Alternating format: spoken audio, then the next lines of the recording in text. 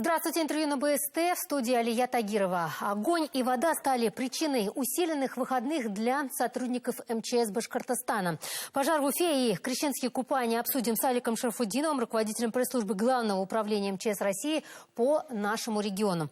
Алик Анварович, здравствуйте. Ну и начнем с пожара. Вокруг него уже очень много слухов. На улице 50-летия октября в Уфе сгорел магазин «Светофор». Вот ваши комментарии. Ну, мы хотим отметить, что огонь распространялся достаточно быстро, так как здание, семиэтажное, но 7-метровое, но одноэтажное. Соответственно, в нем была большая пожарная нагрузка, это различные, так скажем, чем торговали, да. Ну и, соответственно, большое пространство, большой объем кислорода позволил огню очень быстро распространяться внутри помещения. Далее, так как, так скажем, металлические конструкции выполнены, так скажем, очень в зависимости от того, как устроено здание, у нас происходит распределение огня. У нас быстро сложилась кровля, то есть она просто рухнула вместе с металлическими конструкциями, у которых степень огнестойкости, да, о чем я хотел сказать в начале, 15 минут всего лишь была.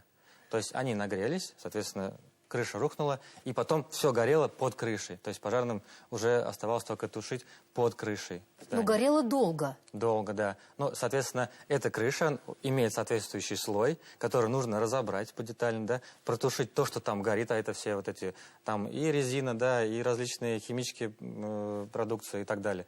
Вот, все это горело под крышей. И одна из задач была не допустить распространения на жилой дом, который, вот это кстати говоря, находился тоже рядом. Удалось. Да, сейчас у нас по этому пожару возбуждено уголовное дело органами дознания города Уфы, статья 168 Уголовного кодекса Российской Федерации. Ну и, соответственно, проводится ряд пожарно-технических судебных экспертиз, в рамках которых будут выявлены основные моменты, как распространялось горение, откуда, так скажем, источник возгорания, да, будут опрошены круг лиц. Кроме того, там же у нас и не один собственник, там и другие, так скажем, точки продажи, да, были.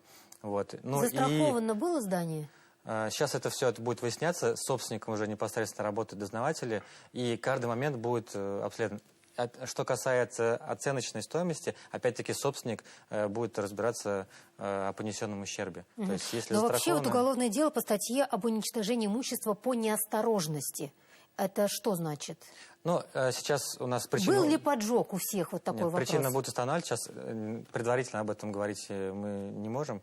Соответственно, в рамках уголовного дела, когда уже детально все рассмотрим, все очевидцы будут опрошены, все, так скажем, те, кто причастен к возникновению пожара, либо знает, как он распространялся, тоже будут опрошены. Соответственно, сейчас это круг лиц собирается. Ну и пострадавшие люди тоже будут, так скажем, опрошены, потому что, опять-таки, повторюсь, да, у нас был жилой дом, рядышком стоял, который тоже пострадал. У него поврежден фасад, на некоторых, так скажем, до 4-го этажа, потому что здание высотное было, огонь распространялся достаточно сильно, повреждены стекло на окнах, да, соответственно, будет оцениваться каждый детальный случай, и через ЖЭО мы сейчас уже выявляем лиц, пострадавших от возникновения пожара, и если они будут лицами третьими, как, так скажем, пострадавшие, да, это тоже будет учиться при пожаре. Сейчас мы возбудили уголовное дело для того, чтобы собрать документы, что у нас были полномочия и возможность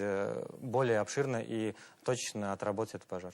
Ну, из вашего опыта, предположений здесь, конечно, нельзя даже делать. Вот как вы считаете, что могло стать причиной пожара? Все-таки опыт, наверное, подсказывает, что с первого взгляда какие-то предположения высказать. Ну, мнение определенное на этот счет есть, да, и с руководством об этом тоже мы, так скажем, обговаривали, но озвучить сейчас не могу просто. Ну и в связи с этим все равно наверняка сейчас начнутся проверки и в других подобных заведениях торговых. Скажите, пожалуйста, вот есть ли какая-то инструкция по рейдам, проверкам? У нас не инструкция, у нас есть определенный план проверок, да, есть плановый проверки, есть внеплановые. То есть внепланово сейчас что-то будет? Ну, то есть отталкиваясь от этого пожара, нет. То есть у нас есть внеплановые по поручениям президента Российской Федерации, либо, так скажем, от указания от МЧС России центральный аппарат, да, и дальше уже ведется ряд проверок. Бывает, что мы проверяем вне плана по обращению жителей. Например, человек пришел на какой-то торговый объект, да, крупный торговый центр, увидел там нарушение, понял, что это, так скажем, ставит определенную угрозу при возникновении пожара, либо непосредственно сейчас, да, в моменте, пишут соответствующее заявление, сотрудники приезжают, согласуют эту проверку с прокуратурой и далее выходят на объект для проведения проверки. Слава богу, все живы. Это самое главное, мне кажется. И вот еще один пожар в Уфе на улице Сазонова тоже пострадал мужчина, слава богу, жив. Давайте тоже прокомментируем, какова Да, сегодня ситуация. ночью у нас возник пожар на улице Сазонова, да. Мужчина 45-летний пострадал. Сейчас он находится в больнице, принимается врачами необходимые меры по спасению его жизни, потому что человек пострадал достаточно сильно, получил сильные ожоги. Огонь также распространялся достаточно быстро. Это здание было неэксплуатируемое. То есть человек без определенного места жительства оказался там? Ну, предварительно, да. Никто там не проживал.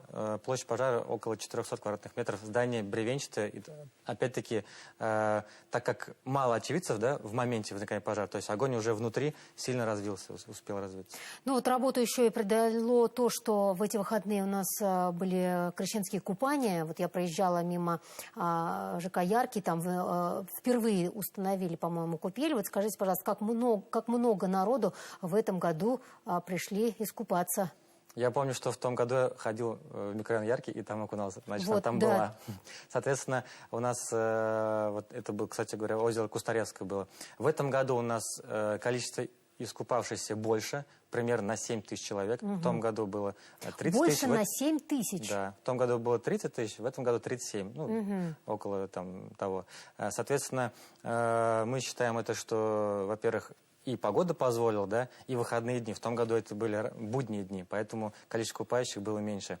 Но хочу отметить, что все крещенские купания прошли у нас без происшествий. Сотрудники государственной инспекции по маловерным судам МЧС Башкортостана выезжали по несанкционированным местам возможным, да. Такие, были такие? Такие выявлены не были. И одна купель у нас была закрыта в Абзелиловском районе в связи с тем, что она не соответствовала требованиям. То есть сотрудники комиссионно пришли, посмотрели, выявили ряд нарушений. Соответственно, эти нарушения могли создать угрозу безопасности людей. Она была своевременно закрыта, и купающих там не было.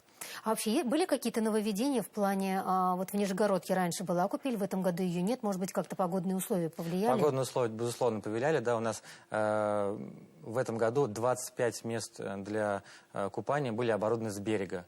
То есть в том году они были на льду. Просто лед не образовался, так как это река, соответственно, просто не покрыл лед реку. И 9 купелей у нас было организовано при храмах, при церквях, где тоже можно было совершить омовение. Ну и давайте тогда в рамках профилактики, несмотря на то, что об этом говорили уже много раз, предотвратить пожар – это очень важно. Вот вы уже говорили о том, что сегодня почти 90% не предполагают, что у них может случиться такая трагедия. И подготовиться к этому, предотвратить можно только благодаря тому, что сделать какие-то вот действия, допустим, тот же самый счетчик, который пожарный извещатель, прежде всего. Вот, насколько вы считаете его эффективным? Ну, эффективность его доказана, да, цифрами. Может быть, немножко грубо, да, говорить про людей в цифрах, но, тем не менее, у нас более 1000 человек уже спасены благодаря сработке автономного пожароначателя. Напомню, что он позволяет вовремя узнать о пожаре. Да, он не предотвратит пожар, да, но он спасет. Но спасет. Он вас оповестит, когда вы спите. У нас наибольшее количество погибших – это ночное время суток и под утро, когда человек, так скажем, не чувствует запах дыма. Основной и первый признак пожара – это дым, от которого люди в большинстве случаев задыхаются. У нас люди не сгорают на пожарах, а как раз-таки задыхаются, и потом уже происходит распространение горения, но там уже пожарные приезжают, соответственно, производят тушение. Наши пожарные приедут и спасут, если есть такая необходимость, да. Но чаще всего на начальной стадии человек уже либо погиб, либо успел выйти из своего помещения. Поэтому мы говорим о ценности и важности предотвращения пожара. То есть заранее нужно подумать, что у меня, и поверить в это, что у меня пожар может случиться. И когда вы в это поверите, соответственно, вы примете меры для исключения его. Какие меры безопасности? Это выключать перед сном все электроприборы из розетки, телефон то же самое, да? Установить извещатель и установить его желательно в каждой комнате, потому что где произойдет пожар мы не знаем и в какое время суток, поэтому желательно, чтобы он был везде и сработал. Ну и научиться пользоваться огнетушителем, главное, чтобы он у вас был. Любой пожар у нас можно потушить в стакан воды, если знать, когда и где он произойдет. Поэтому покупаете, приобретаете огнетушитель, извещатель, рассказывайте детям, как важно не прятаться во время пожара, что нужно сделать, куда идти, что нужно сказать взрослым, если вдруг сами они устроили пожар. Не боятся. Зачастую у нас дети просто боятся сообщить взрослым, потому что их вдруг поругают. Но в этом случае здесь речь идет о жизни и здоровье детей.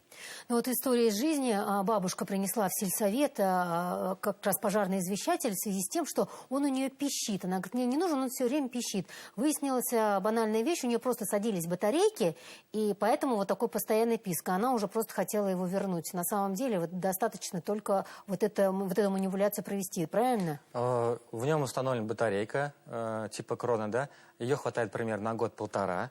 Заменять ее нужно своевременно. Извещатель вам об этом подскажет. Каждые 30 секунд он будет пищать. Все правильно, вот бабушка. Как раз. Каждые 30 секунд. Она думает, что он сломался. Когда происходит сработка, он пищит без остановки, пока вы его не выключите батарейку оттуда.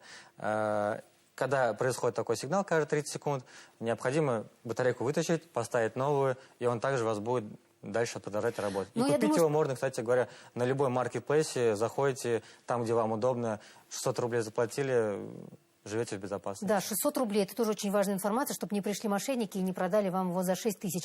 Еще одна ситуация, очень много. То есть зарядные устройства мы научились для телефона убирать. Но все-таки холодильники, пылесосы, принтеры дома остаются. Вот как с этим быть?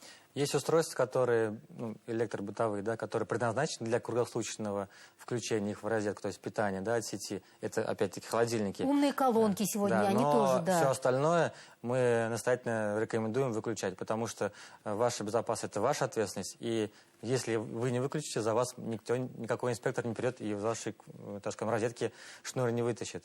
Ну, что касается частного сектора, то есть индивидуального жилья, мы с вами поговорили. Что касается производственных мероприятий, то есть вот руководителям какие рекомендации на сегодняшний день, может быть, вы хотели бы дать? Опять-таки, человек, когда строит, да, здание, либо там нанимает каких-то сотрудников, он должен предполагать, что у него может что-то произойти в процессе, то есть не только получение выгоды, а нужно еще себе, так скажем, обустроить помещение так, чтобы оно осталось целое и не загорелось там, да, в том числе. Да? Соответственно, когда он будет это предполагать, он выполнит все те нормы, которые требуют от него норм пожарной безопасности. Выполняя все элементарные нормы, вы минимизируете возникновение количества пожаров. Ну, опять-таки, соблюдение выходов, да, если это объект с массовым пребыванием, предполагать, чтобы люди могли эвакуироваться, чтобы двери были открыты, открывались правильно, да, чтобы сигнализация, опять-таки, которая установлена на объекте, сработала, чтобы система оповещения, дымоудаления тоже работали. Ну, и даже иногда есть и необходимость установки пожаротушения. То есть вот такие моменты, учитывая, вы обезопасите себя. Спасибо огромное за ваши советы, дорогие друзья. Я напомню, что в рамках программы интервью мы общались с Аликом Шарафутдиновым, руководителем пресс-службы Главного управления МЧС России по Республике Башкортостан. Остается пожелать вам здоровья и безопасности.